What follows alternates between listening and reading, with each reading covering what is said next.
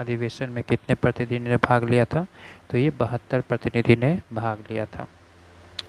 Question number 11 है कि Lord Dufferin के कार्यकाल में स्थापित भारतीय राष्ट्रीय कांग्रेस के पहले अध्यक्ष कौन थे? तो ये WC बनर्जी रहे थे पहले अध्यक्ष।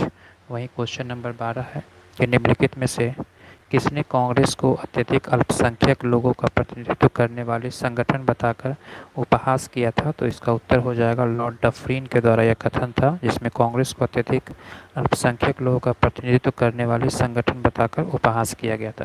क्वेश्चन नंबर 13 है कि निम्नलिखित में से कौन भारतीय राष्ट्रीय कांग्रेस के स्थापना अधिवेशन में उपस्थित नहीं थे? तो ये सुरेंद्रनाथ बनर्जी जो थे वो स्थापना अधिवेशन में उपस्थित नहीं थे। वहीं क्वेश्चन नंबर 14 है कि भारतीय राष्ट्रीय कांग्रेस के दूसरे अधिवेशन की अध्यक्षता किसने किया था? तो दादा भाई नौरोजी के द्वारा दूसरे अधिवेशन की अध्यक्षता किया गया था। क्वेश्चन नंबर 15 है कि भारतीय राष्ट्रीय कांग्रेस के पहले मुस्लिम अध्यक्ष कौन रहे थे?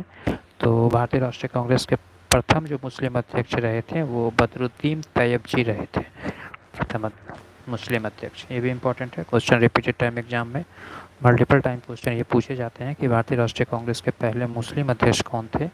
तो भारतीय राष्ट्रीय कांग्रेस के प्रथम मुस्लिम अध्यक्ष बदरुद्दीन तैयब जी थे।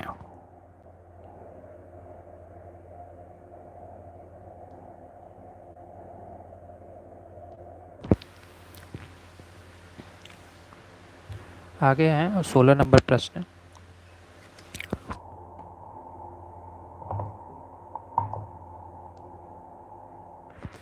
कि भारतीय राष्ट्रीय कांग्रेस का प्रथम निर्वाचित यूरोपीय अध्यक्ष कौन थे? क्या एओ ह्यूम थे, जॉर्ज यूले थे, अल्फ्रेड वेब थे या एनी बेसेंट थे? तो इसका जो उत्तर हो जाएगा जॉर्ज यूले के द्वारा, यानी भारतीय राष्ट्रीय कांग्रेस के प्रथम निर्वाचित यूरोपीय अध्यक्ष जो थे वो जॉर्ज यूले थे। ये भी काफ़ी इंपॉर्टेंट है और एग्जाम में रिपीटेड टाइम ये भी प्रश्न पूछी जाती है।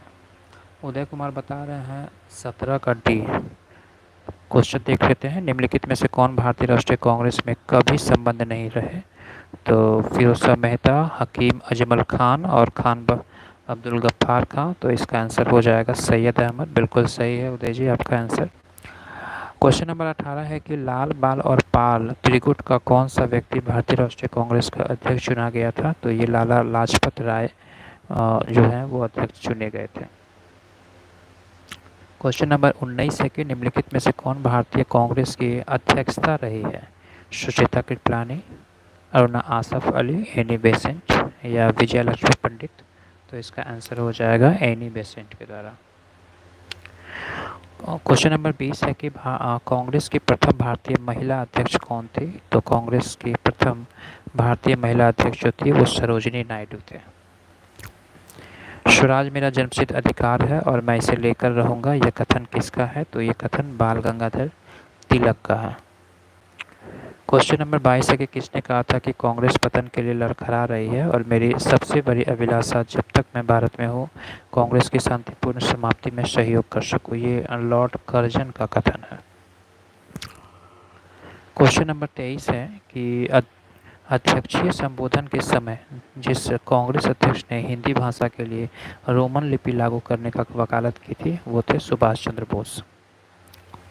क्वेश्चन नंबर 24 है कि निम्नलिखित में से किस अधिवेशन में कांग्रेस ने सर्वप्रथम भारतीय रियासतों के प्रति अपनी नीति घोषित की थी? तो इसका उत्तर हो जाएगा नागपुर अधिवेशन।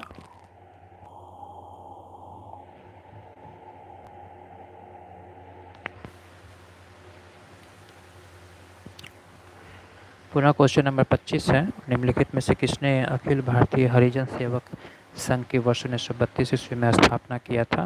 तो इसका उत्तर हो जाएगा महात्मा गांधी के द्वारा। 25 का सी नहीं होगा उदय कुमार जी, 25 का आंसर बी होगा। यानी 1932 ईस्वी में अखिल भारतीय हरिजन सेवक संघ का जो स्थापना किया गया था वो मोहनदास करमचंद गांधी के द्वारा यानी कि MK गांधी के द्वारा स्थापना किया गया था। क्वेश्चन नंबर 26 है कि वर्ष 1924 में भारतीय राष्ट्रीय कांग्रेस का अधिवेशन कहाँ हुआ था? तो ये भी महात्मा गांधी के द्वारा अधिवेशन किया गया था। ये बेलगांव अधिवेशन जो कि कर्नाटक में पड़ता है और यहाँ पे इसका अधिवेशन किया गया था। 26 नंबर क्वेश्चन।